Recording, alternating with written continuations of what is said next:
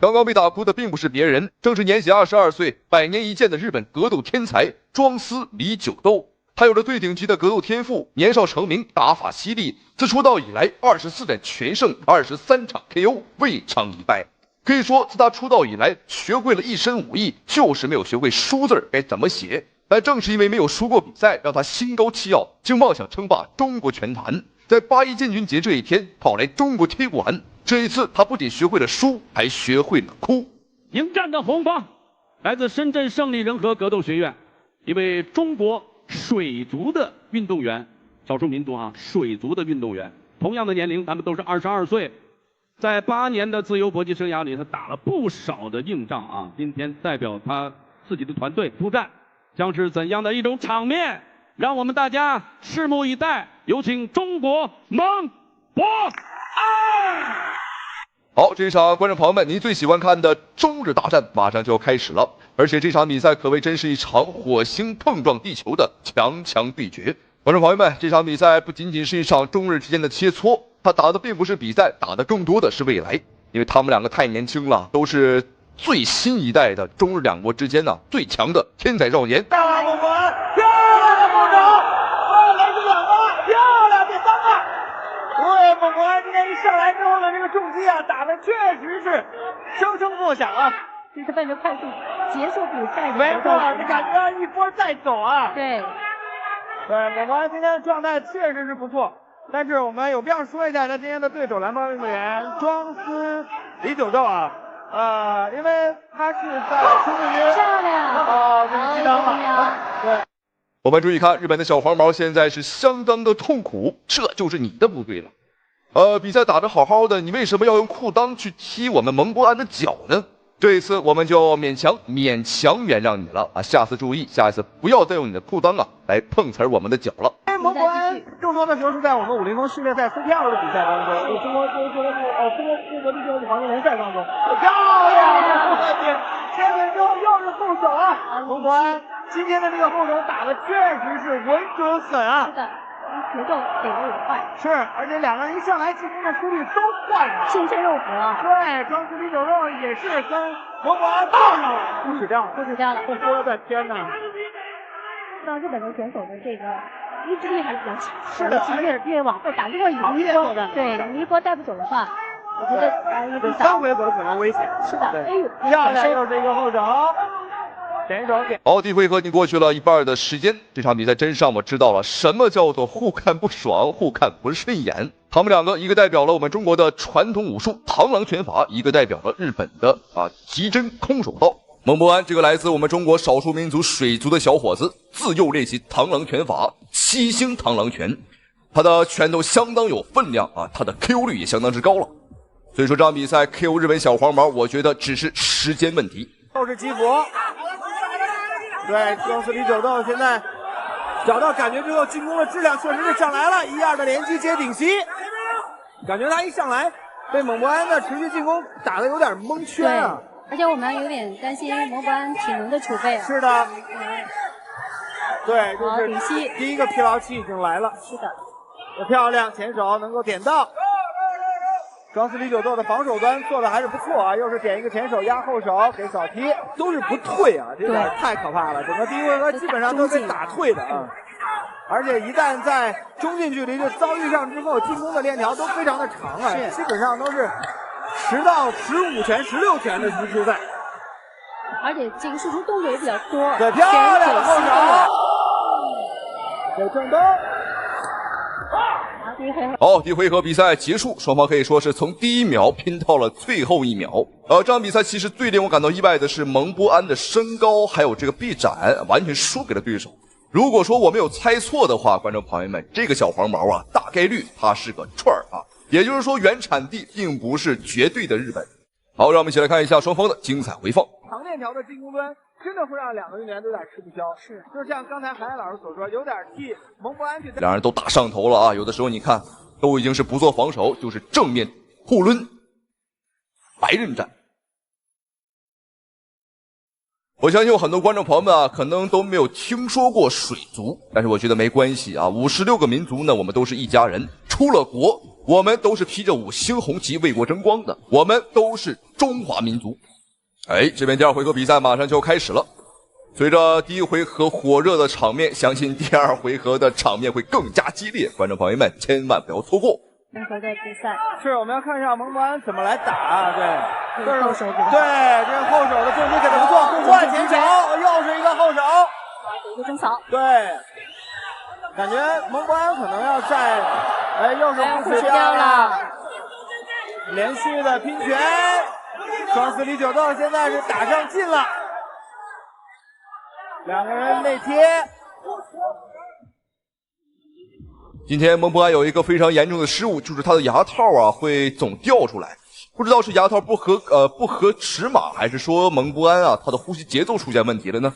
对于这个问题啊，我们画上一个问号啊，继续观看比赛。后手都有能够压进去的能力，是的。那目前我们来看，我觉得庄司李九斗可能在内围的时候，这比对手多了一个吸中的会更多一些。然后拳腿的速率基本上都差不多，两个人的节奏都漂亮高手，而且都属于这种快进快打型的，是的，而且都属于进去之后不退型的。蒙博安啊，什么情况？我们看牙套又被打飞一次，现场裁判也是很严厉的在训斥蒙博安，因为牙套被打飞的话，会影响整场比赛的节奏，也会影响比赛的走向。又是给击倒，对。就两个人今天互不相让，又站住不退这个状态，大家能够看得非常的明显啊。是，第2个连击去打，但是我个人会觉得蒙博安就打完第2回合之后，第3回合可能要考虑一下改变自己的进攻策略了，因为你现在你的后手是能压进去没有错啊，就是有点伤敌1000自损1000的这个状态，因为两个人在这回合拳上互中的情况差不多，那么你在后手上又没有对手的。就是后手拳的速率，就是他收拳的这下没有对手快啊。对，我们可以看到日本的黄毛庄司李九斗，他现在是不屑于防守啊，很多时候根本就不防了啊，生吃蒙博安的拳。但是蒙博安练习的可是分量杀伤力十足的7星螳螂拳啊，他这么的自大，这么的狂，一会儿要受伤的可就是他自己了。漂亮后手打中了，我们看日本选手有点被打定住了。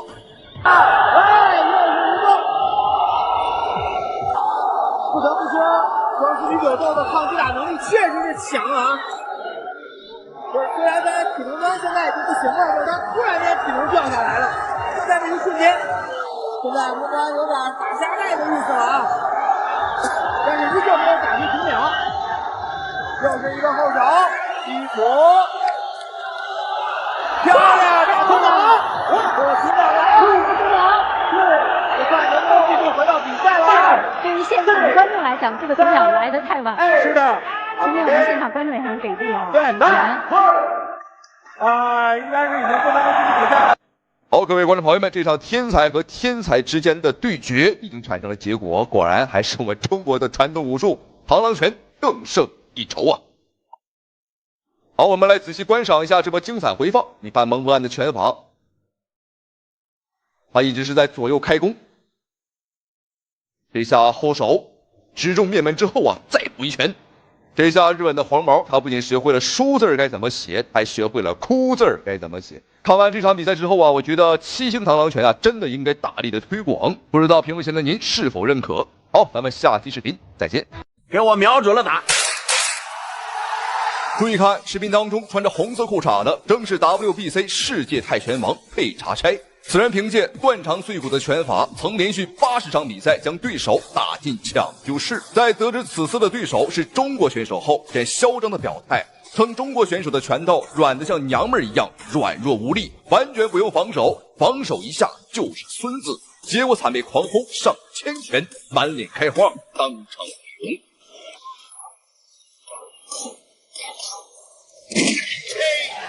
我太难了。好，观众朋友们，比赛已经开始，这是一场中国武术大战泰拳的一场精彩对决。在泰国人的眼中呢，他们有着什么对华500年不败的一个说法。当年呢，直到刘海龙的出现啊，将这个泰国人打老实了啊，直到现在泰国人也不敢这个放肆啊，不敢造次。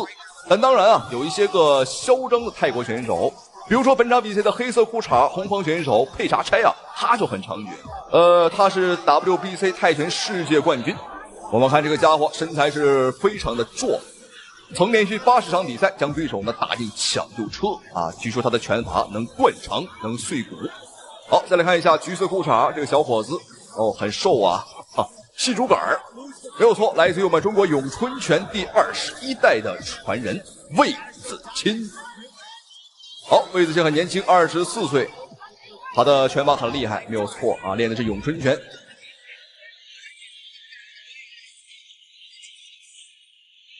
好漂亮，这拳打得很准啊！好飞膝，我们看这个对手完全不做防守啊，很嚣张。哦，漂亮，后直一拳打翻，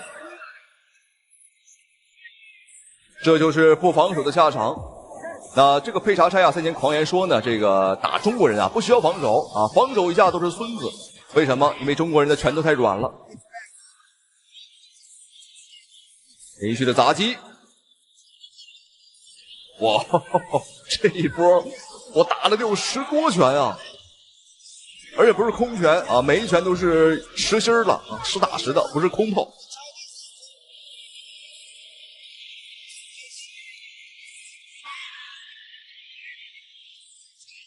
从某一个角度看啊，对方的确和这个罗唐长得有一丝相像。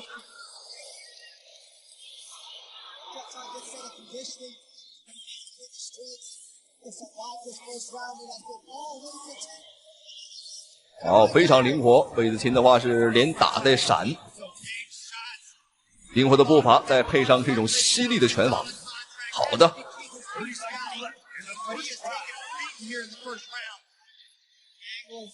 第一回合还有最后的20秒钟。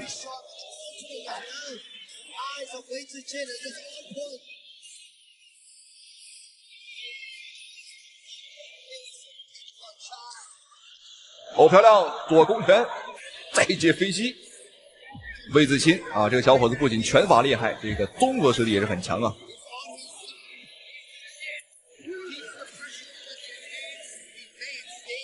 好，双方的比赛来到第2个回合，看一下两个人的精彩表现。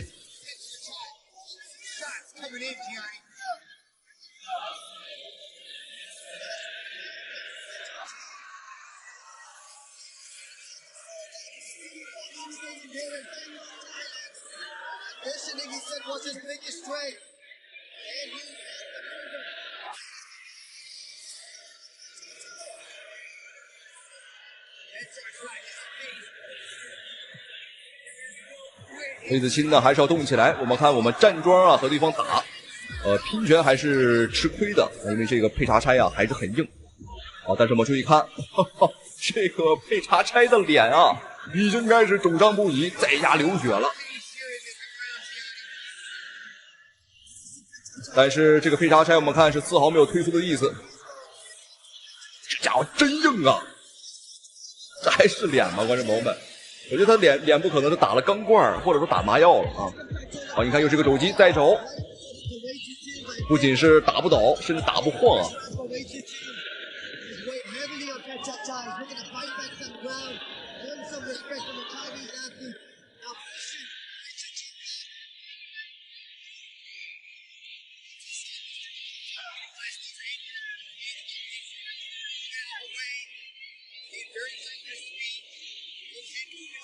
魏子钦继续发挥自己灵活的优势，这双大长腿不白掌的确是够灵活。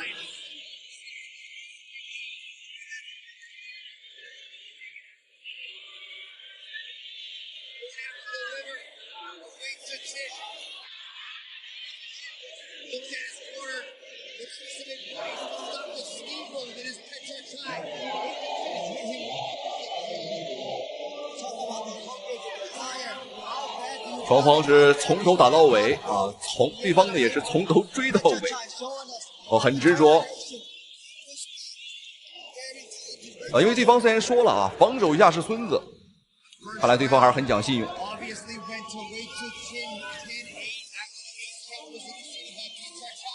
第2回合最后的30秒钟。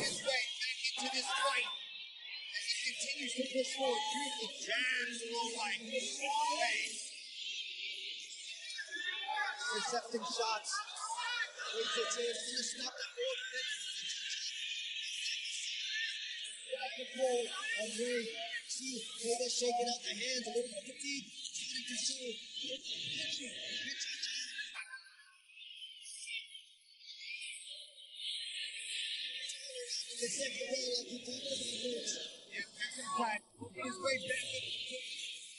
好，双方的比赛来到第3个回合，看一下两人的精彩表现。看起来是对方在追我们，但实际上是我们牵着对方的鼻子在走，这个感觉完全是不一样的啊。现在实际上是魏子钦啊占据着主导权，我们有得选，我们可以走，也可以拼，但对方没得选啊，对方只有一个字儿，那就是追。哇，这个脸已经不是脸了。我觉得他的母亲如果在现场，恐怕都没有办法去相认这个儿子啊。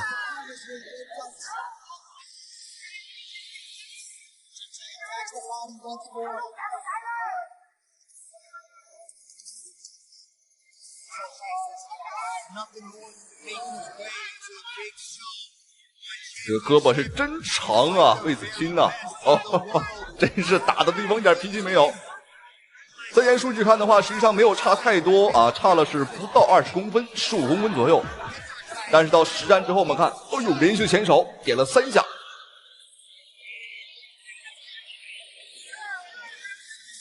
但是到实战之后，这个差距就有了。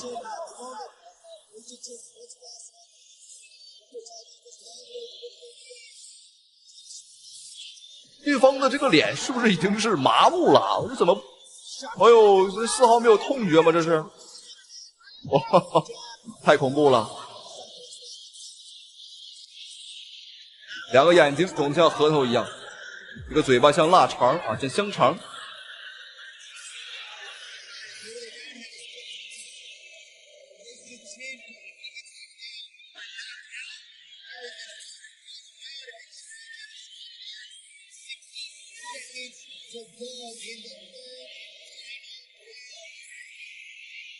好，最后的1分钟。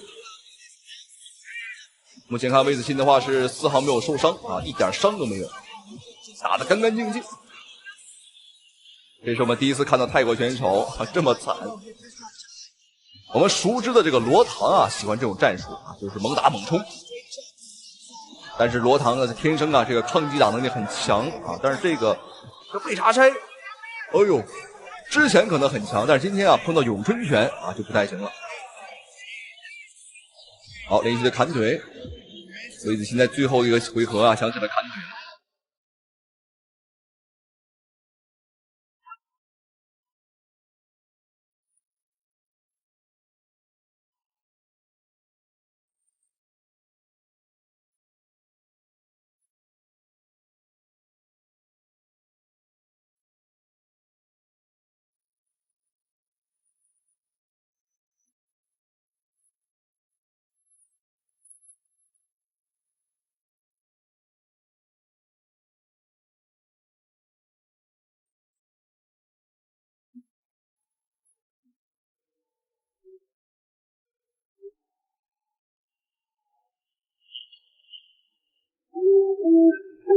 咱们下期视频再见。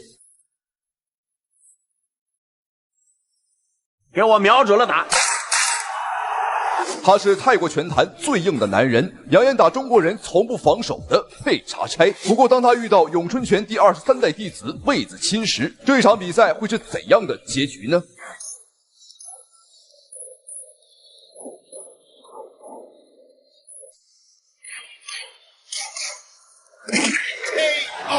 我太难了。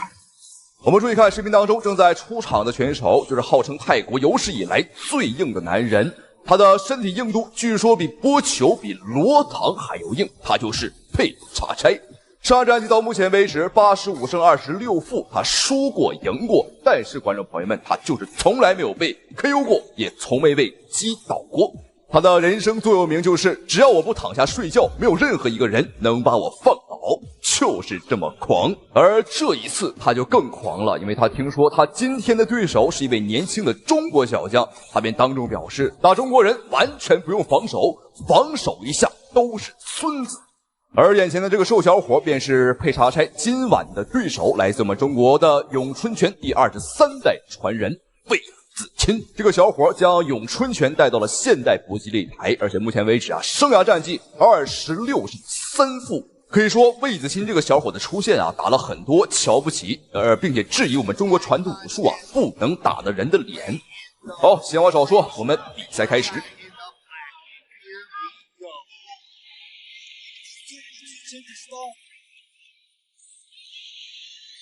泰国的佩查差刚开局就吃到2拳，但看起来的确是硬度相当不错。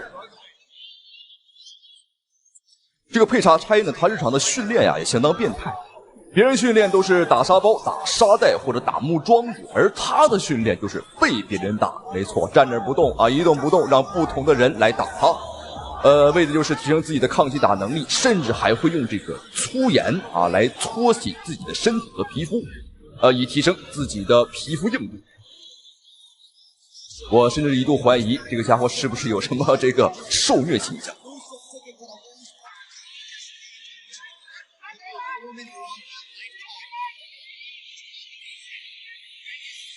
魏子钦相当灵活，连打带闪，让这个佩查差呢是看得见而摸不着。好，顶膝有命中，好，击倒了。第一回合我们看，哇，这一下击倒也打破了佩查差呢以往的一个从未被击倒过的记录。魏子钦明显想要乘胜追击。连续的补刀，哦，这连串连打11拳的，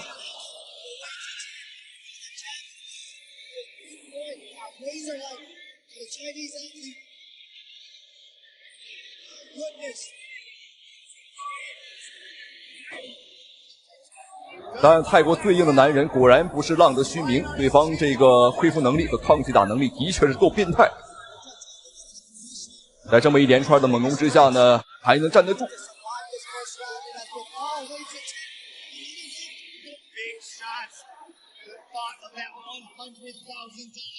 哇，魏子钦的身法和步伐相当的灵活。此时此刻，他就像一个西班牙的斗牛士啊，把这个佩查差呢当成了一头疯牛，当成了一头野牛来斗。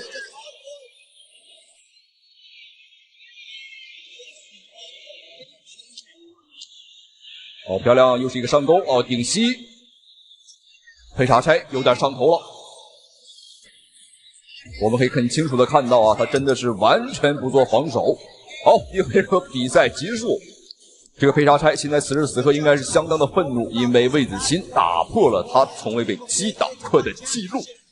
我们注意看，在第一回合，魏子钦的招式啊都打得非常的实。你看。但是他的眼神并没有产生涣散，只不过呢是被魏子钦呢拳法的冲击力给打倒了。好，现在双方的比赛来到第2个回合，很好辨认啊，橘色短裤的瘦小伙，中国咏春拳第23代传人魏子钦，而黑色裤衩便是泰国最硬的男人佩查差。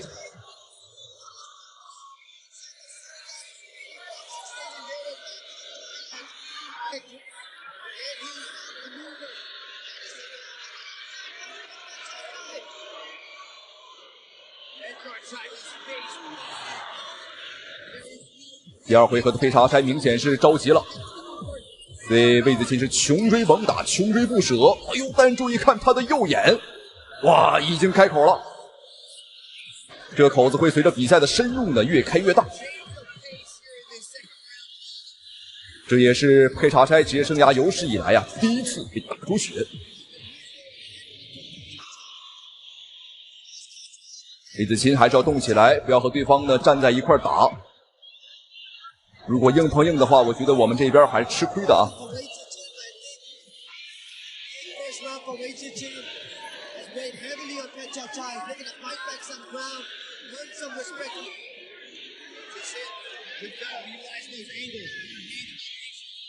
第2回合时间已经过半，在这一回合，佩查差呢就像一头发疯的野牛啊，已经是完全不做防守了。因为大三爷也说了，他说防守一下就是孙子。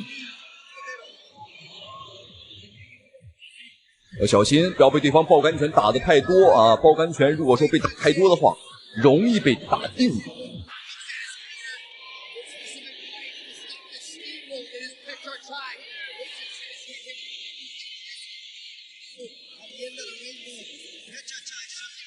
魏子钦开始尝试用一些顶手、砸手来扩大对方的伤口。因为咏春拳啊，它是一个招式小、速度快、攻防兼备的这么一个拳法。说句实话啊，杀伤力的话并不是特别的顶级。但咏春拳厉害就厉害在它的打击密度啊，它的出拳频率比较高。我们出5拳，对方能出1拳就好不错了。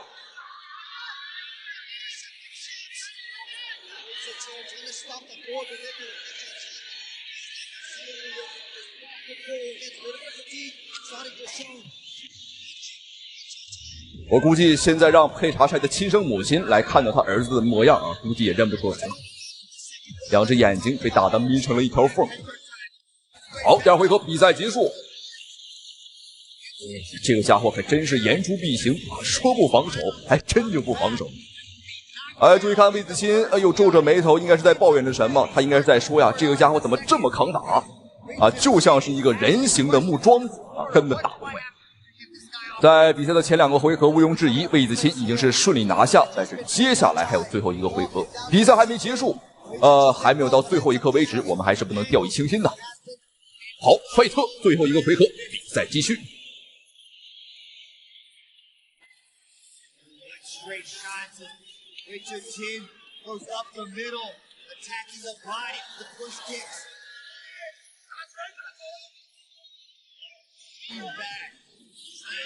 魏子钦呢，他的身高比对方高了很多啊，居高临下，所以说打得很舒服。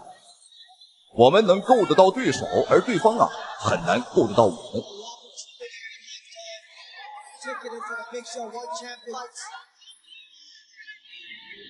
这一回合，佩查柴依旧是相当勇猛，依旧是横冲直撞，完全不做防守。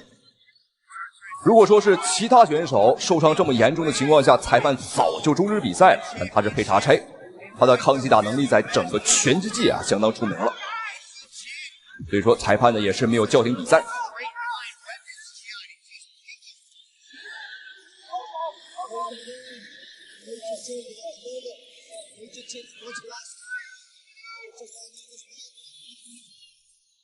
第3回合最后的1分半。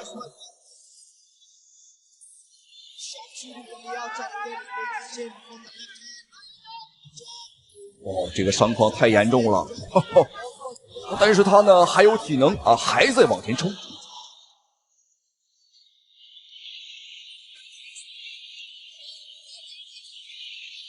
所以此时此刻，这个泰国选手佩查柴他唯一能赢的途径，那就是 KO 掉魏子钦，因为在分数上双方差的实在是太悬殊了。有可能魏子钦的有效打击数是对方的3倍都不止。即便看不懂拳击、不懂规则的，我相信也能看得出来。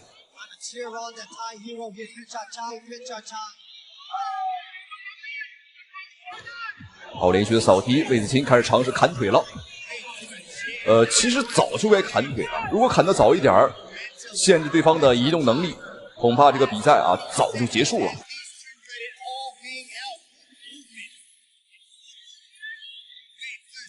我强烈建议让这个佩查柴啊和我们中国的著名少林武僧一龙大师打成一场，2个人对着打啊，谁也别防守，看一下谁更抗揍。我相信这个比赛啊绝对会票房极高啊！好，比赛结束。这场中国咏春拳对阵泰拳的对决，比赛结果我相信没什么悬念啊，最终的话没有问题，恭喜魏子钦。那当然，这个瞧不起我们中国武术、瞧不起中国人的佩查柴啊，虽然说他很狂，但是他的抗击打能力啊，的确是令人感到敬佩。好，比赛到此结束，咱们下期视频再见。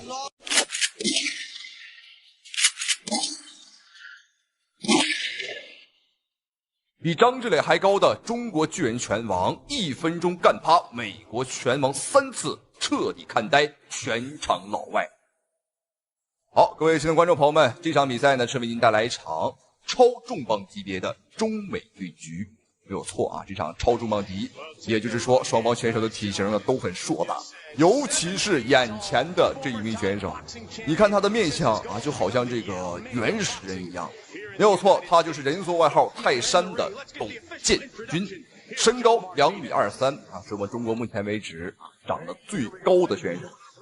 张志磊大家肯定不陌生了啊，他比张志磊还要高上1头还要多。好，这场比赛他的对手就是眼前的这个小子啊，一脸凶神恶煞的美国拳王艾利克斯。好，这个家伙呢很瞧不起我们中国人啊，他曾在媒体面前表示，我听说中国人连饭都吃不起啊，那他们肯定都瘦得不成样子。我估计中国人的身高可能超过1.6米都很难，可能还不如日本人。但是今天我们董建军啊站在他面前之后，把这个艾利克斯吓到了直眼儿。对方已经是呆了，但是没过多久，对方艾利克斯就表示，我不管你长得多高，只要你是中国人，那你就只配被我踩在脚底下。好，我们的董建军他很生气啊，所以说这场比赛的话，来看一下董建军大战美国拳王艾利克斯，这场比赛会有怎样的一个精彩的表现。好，双方站在一处，对手甚至要这个抬头瞅我们，包括现场的裁判都需要这个抬起自己的脑袋。董建军站在他的面前，就好像一座大山一样。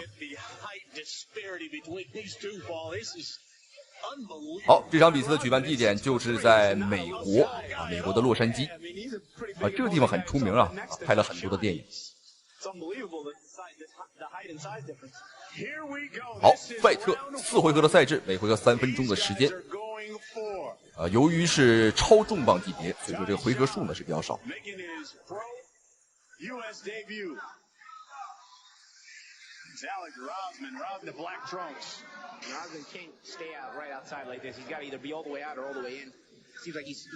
董建军的臂展啊已经超过2.6米了啊，很恐怖。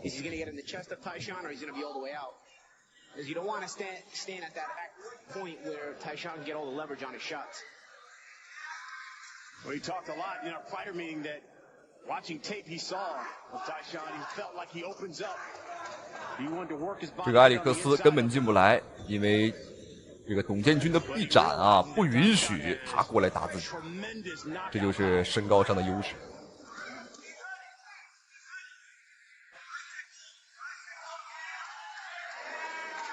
One of the things you have when you have a guy, especially who has that MMA, Muay Thai background like Taishan has, is learn how to throw a correct punch. Yeah, you know, he's got to get his balance right. And his stance was really good considering he comes back from that Muay Thai background where you stand a little bit different, where you have to worry about kicks and you have to give kicks. Taishan looks pretty comfortable in that boxing stance right now. 原本以为董建军会很笨啊，但是现在看起来他的这个连贯性也是很好，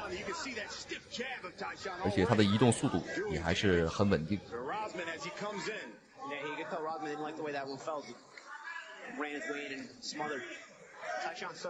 连续的点刺，光是打这个前手的点刺啊，对方艾利克斯就没有办法去应付。哦呦，什么情况？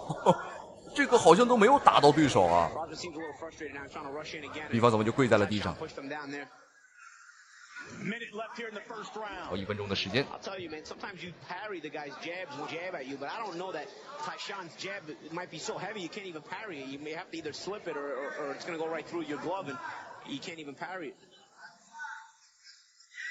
对方的艾利克斯现在连打到我们啊都是一个难题，我这个根本打不着啊。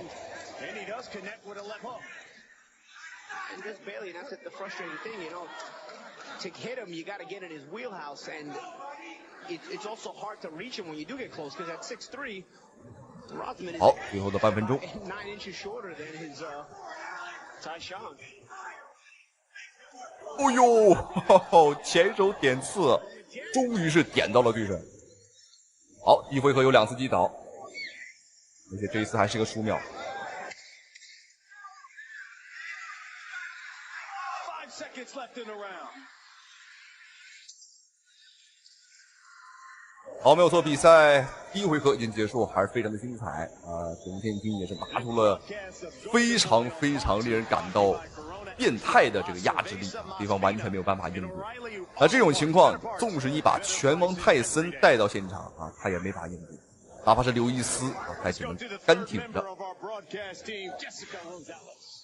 有人说这个张志磊和董建军啊，谁的实力更强啊？曾经有人私信问我啊，但这个问题的话是可以研究一下啊，因为两个人本身啊，他的年龄差距是很大。如果非要打成一场，我个人还是比较看好这个张志磊多一点。那当然，董建军的实力也摆在这里也很强。因为这个董建军呢，身高是过于高了啊，所以说他打不了太长的比赛，也就是5回合差不多。而张志磊平时打的比赛呢，都是一些10回合、8回合或者12回合的一些个比赛啊，都很长。所以说如果真要打的话，那可能张志磊挺过了这个3回合之后啊，可能董建军就不行。好，让我们看一下第2回合双方选手的表现。To actually take him off his feet. There's a stiff right hand, Tyshawn. Tyshawn just missed with a couple of right hands this round, but he's coming out thinking a little bit more offensively. Let's see if Rossman can. 虽然说董建军呢有着一个绝对的优势，但是打的还是很谨慎。哦呦，这是推翻了对手。对方啊这个腿很软，不像个男人，观众朋友们。But he just loves to fight. Former MMA guy. 换拳。Pick it up in the second round. He's trying. You got to give Rossman some credit for the effort. You know, Rossman is a former bodybuilder. 哦呦，什么情况？再一次读秒，我们看一下。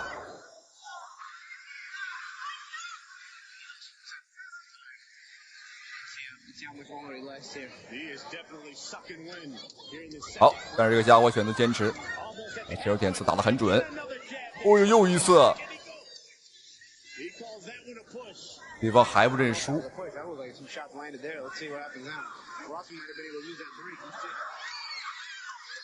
哦呦，要小心，要小心疯狗咬人，狗急了要跳墙。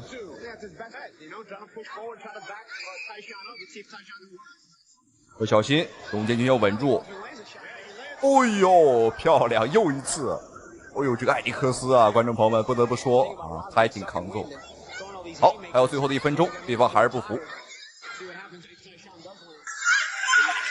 这拳打到太阳穴了。我们看一下，裁判终止了对局。没有错，本场比赛让我们恭喜我们中国的超级巨人拳王董建军战胜了眼前的艾迪克斯。我的妈呀，这个比赛太精彩了，酣畅淋漓。